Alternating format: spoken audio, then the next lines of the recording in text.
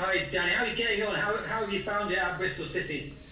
Oh mate, I've loved every second of it. It's been nice to be here and get to know all the boys and be back on the grass and just being in the city, to be honest. And I said it's been a long whole season for me not playing, and times where I thought should I carry on, but obviously I know Nigel well, the manager, and it's a great opportunity to come in, and I said I feel like I've got a lot to offer this club and the lads and the manager himself. So I've loved every second of it. Obviously results haven't gone so well, but it's been a difficult time. But let's try and finish the last game on a high. Yeah, we listened to your podcast that you did with ITV Football recently, yeah. Danny, and I think you said in that this was one of your biggest achievements coming back to play football, because you've had a tough year. You were saying on there about how you were injured at the start of the season. Do you still stand by that? Yeah, 100%. I said it. Listen, you go through as a young lad, and we'll talk to him in a minute, and a lot of obstacles get put in your way, but then when you've had such highs and played a lot of games, and you're out the game for so long through injury, that was unexpected. A lot of people then questioning you, saying no, you're not for us, and you start doubting yourself. But like I said, I think definitely it was I think for me to come back, it's been one of the biggest achievements. And I also said in that as well, it's probably been the most enjoyable time of my career, which you probably wouldn't think I'd say that either. Yeah, how are you feeling at the moment? Are you injured at the moment, or are you in? Could you play this weekend? Yeah, I'm fit and available. Probably could have been last weekend, but there's no need to rush. I've had another week's training now with the boys, so yeah, I'm fit and available and ready for selection if the manager needs to play me. And obviously you came in on a short-term deal. Has there been any talks about you possibly staying around longer? No, not yet. But I think I've made it very clear that it's something that I want to do. I think, like I said, with the new facilities, the manager, I know what he can do for this club and for this group of players, especially for the young boys. I've seen him and been a part of something that he built. We hate this, and we can talk. Sometimes it's you don't want to talk about the past, but I've seen him build a culture, a good environment. He sets high standards, a family environment, and I can see that that's what he can do here. I know it's been difficult the last couple of months to come in late, but I think especially with a full pre-season, I think everything is set in stone to have a real push and build something special here, and I'd love to be a part of that, but nothing as of yet. But there's one more game to go, and that's the most important thing right now. Yeah, sure. And I was going to ask how highly do you rate Nigel? You kind of answered that there, but did he have to convince you? Did he have to sell the club to you very very much to come in originally? No, it was. He's like he knew. He said, "Come in and see what they're like," and I knew some of the lads anyway. So now it felt like first day back at school, to be honest.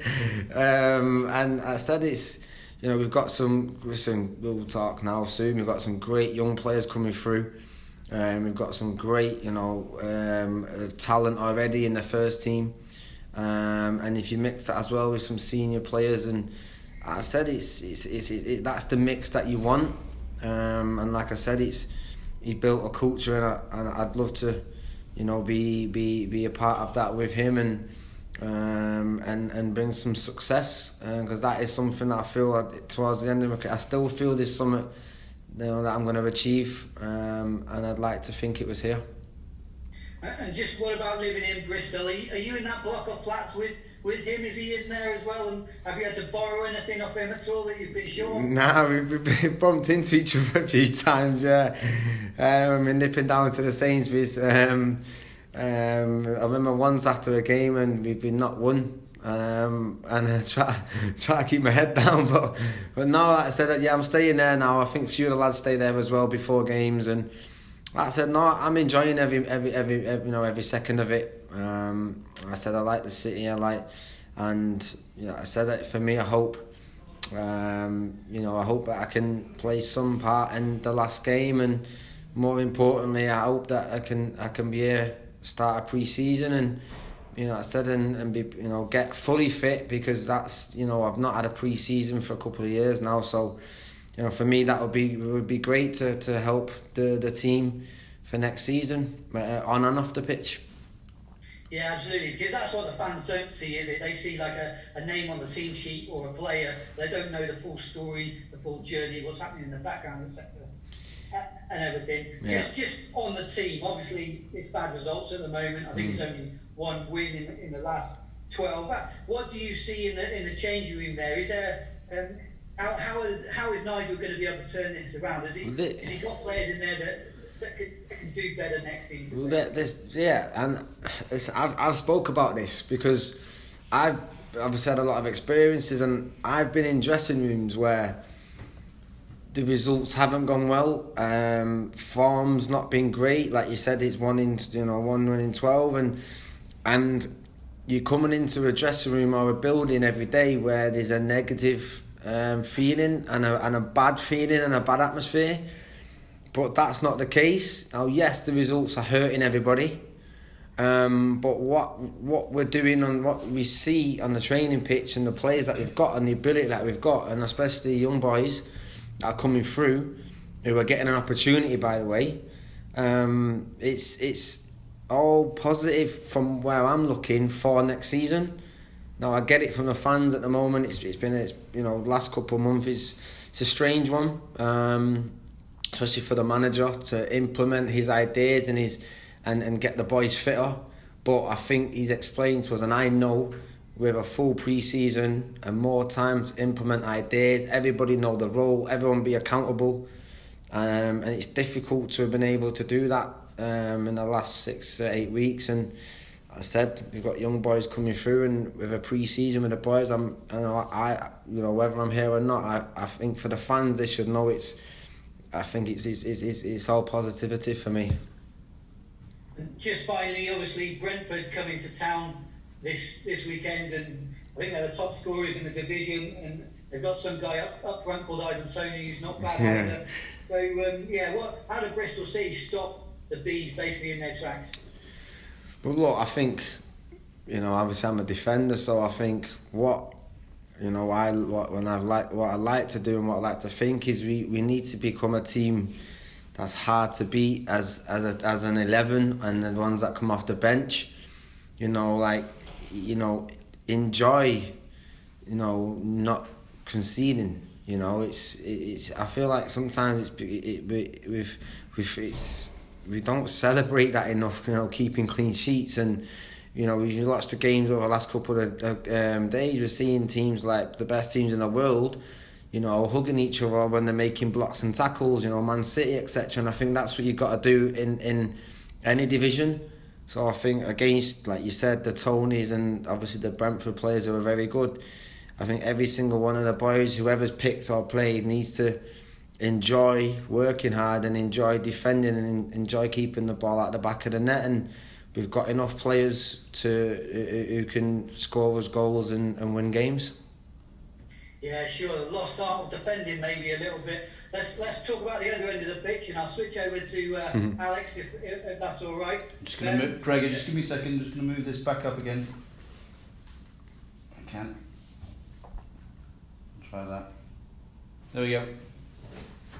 What have the last few weeks been like for you then, Alex? Obviously making your debut at senior level. Obviously, I guess a bit of a whirlwind time for you. Yeah, for sure. Even the past few months, coming up with the first team, signing my contract, playing for England as well. It's been crazy for me and the rest of us youngsters. And, there's no better players to learn off, like Danny, Maps, all these senior players. They're helping us every single day. And then, to get our chances on the pitch, we've just got to show what we're about, and make the gaffer put his trust in us. Yeah, what have you made of the gaffer? I've spoken to some of the guys on these, and we spoke to Adam Nige one time, and he was saying that Nigel Pearson can be a bit strict at times, but he's also got a softer side to him as well. Yeah, that's spot on, we need that stricter side sometimes, especially when we're in a tough run of results like we are. That definitely helps us. And then off the pitch also, he's got that soft side to him. He speaks to us. He's a nice guy. But yeah, it's a great mix between the two, and I think for the future it will definitely help us young players and the senior players going forward. Tell us a bit about your journey in football, Alex, because this is the first time we've got to speak to you. And I think, obviously, you were at Guernsey FC, coming through there. And I think I might say, were you at Southampton for a bit as well? Yeah. So when I was 8 years old till about 12, I was at Southampton, flying over every weekend with my parents, which was a big sacrifice for them and myself. And then got released from there, went to Bournemouth a year after. It didn't work out there, so I just ended up playing locally in Guernsey for a bit. And then when I hit 16, that's when I started playing for Guernsey FC. And then from there, they've got links with Bristol City. Came over for a trial for a week. That was successful, and then ended up moving to Bristol the month later. And since then, it's just been crazy, playing under 18 football, under 23s, and now getting the chance in the first team. So yeah, it's been a crazy experience.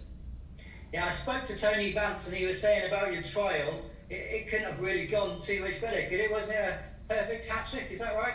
Yeah, so played one game in it, scored a hat-trick in that in the first half, and then, I trained with the first team that week as well, which is an unreal experience. I was just expecting to come in and play with the under-18s, and then to get the time with the first team, it was mad for me, just learning off these older players who are much more physical, stronger and quicker on the ball. So yeah, that definitely helped me. And how about recently with the England under-18s? I came down and watched the game against the Wales under-18s, and how did you find that experience, and what do you make of Kevin Betsy? Yeah, I loved it. Even training the whole week, you're playing with the best players in the country for my age group. And Kevin Betsy, he's such a great coach. You can see that even in training, and then on the game. Yeah, I was just grateful to get my chance, really. Coming from Guernsey, not many players get the opportunity to play in England, and it's hard for them to get off the island. So, to go from playing in Guernsey and then a year and a half later I'm playing for England, yeah, it's a proud moment for me and my family. We've obviously seen Danny playing a fair bit over the years, but we haven't seen too much of you playing. What's your best position, would you say? Was it further forward in midfield or deeper in midfield? I'd like to think I can play either 8 or 10, sometimes 4. I enjoy playing all three, and wherever I'm put, I'll play happily. But yeah, I'd like to say maybe the 10, because I prefer to dribble at players and beat players 1v1 and play those killer passes to the strikers. So yeah, I'd definitely say the 10. He's been trying that a lot as well, by the way, in training. Yeah. Coming up in training, is it? Sometimes, not when Danny's marking. No, he's being kind. Fair enough. Just Alex, who were your idols when you were growing up, and which team did you support? Yeah, so I'm a Tottenham fan. So growing up, well, it's mostly been the past few years. Harry Kane's the main one for me. His work rate on the pitch, and then what he does off the pitch as well. He's a real inspiration. And then the players I look up to now are Jack Grealish, Mason Mount. You see what Mason Mount done last night in the Champions League. It's crazy, especially where he's come from as a young kid, growing up, playing for Chelsea since he was 6 years old, and now he's scoring in the Champions League semi-final. That's something that I'd want to be doing in the future. Great stuff. Cheers, lads. Good to speak to you, and good luck for the weekend against Brentford. Thank you. Cheers. Thank you.